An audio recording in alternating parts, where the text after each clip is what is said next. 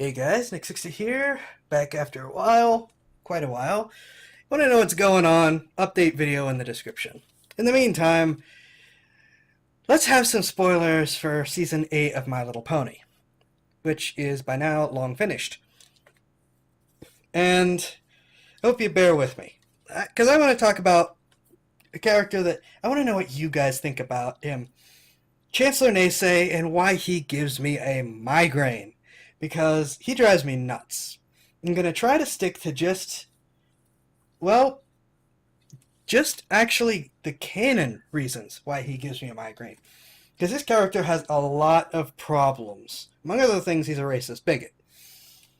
But he actually violates in-show canon laws. There's two big ones that I want to discuss that he should actually have been charged with something and tossed in a hole in the ground somewhere, because G4 generally does a decent job of following its own rules.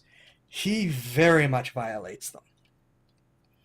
And so what are these rules? Well, to just get things started, the fact that he has no authority in international affairs.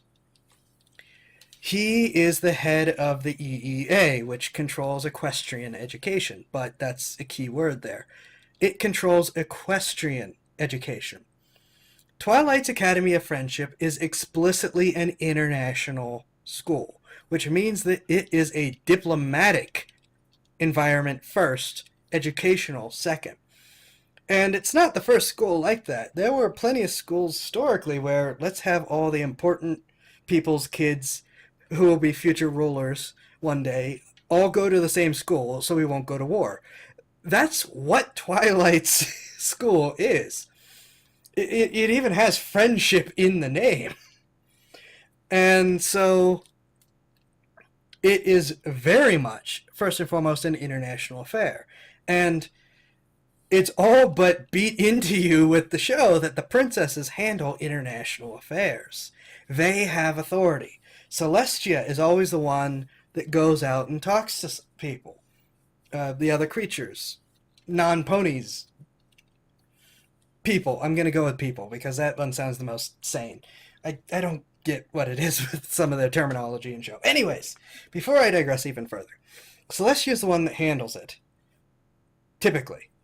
Luna can, Cadence can, Twilight sometimes does. Twilight even has the authority to make Spike an official ambassador. So while we may kind of question official friendship ambassador to the dragons, it is an official title that Twilight gave him because she can. There's no one that overrides the princesses in these things. This is where they have authority. Chancellor needs to GTFO. Now, when it comes to the areas of authority, the show did manage to point out the one, which I'm not going to go into detail with. She is the Princess of Friendship, and it's her friendship school, Friendship Academy, term of choice. So, at least they managed to figure that out. But because it's an international affair, combined with it being what she's the princess of, not only does it not need to operate with EEA accreditation, she really should have the authority to look at Chancellor Neighsay and say, you're going to accredit the school because we need to make nice with these 5 other nations, and accrediting that school is going to help us with that. That's pretty much it. And yeah, well, from a lot of democratic perspectives, it's like, holy crap, that's an abuse of power. But they're a diarchy or triarchy or quadarchy, 4 princesses? I don't know. Does Cadence, Crystal Empire? Anyways, point is, they're not a democracy. They are probably constitutional form of something-archy, which means that, yeah, Princess Twilight really should have the authority to look at him and go, accredit it. It gets worse, though. It gets much worse with Neighsay. So, we've established that he actually has no authority to interfere with the school. Well, one of his earliest actions, episode 1 of season 8, is to try to shut down the school, which we've already established he can't do, while insulting the heads of state from 5 other nations to their faces. Like I said, racist bigot. He is standing in front of them calling them lesser beings. That is a serious problem. He is trying to start an international incident. He's trying to start a freaking war. That's treason. And not only should something have been done about it, but Twilight has the authority to do something about it. We are explicitly told in the Princess Twilight Sparkle episode that Royal Guard answers to royalty. Celestia, Luna, Cadence, who's off in the Crystal Empire, so Crystal Guard for her. And then Twilight. She's barely a princess, and she's already top of the command chain. Or one of the tops of the command chain. Not only does Neighsay have no say in it, but Twilight should be able to just look at him and say, "You arrested."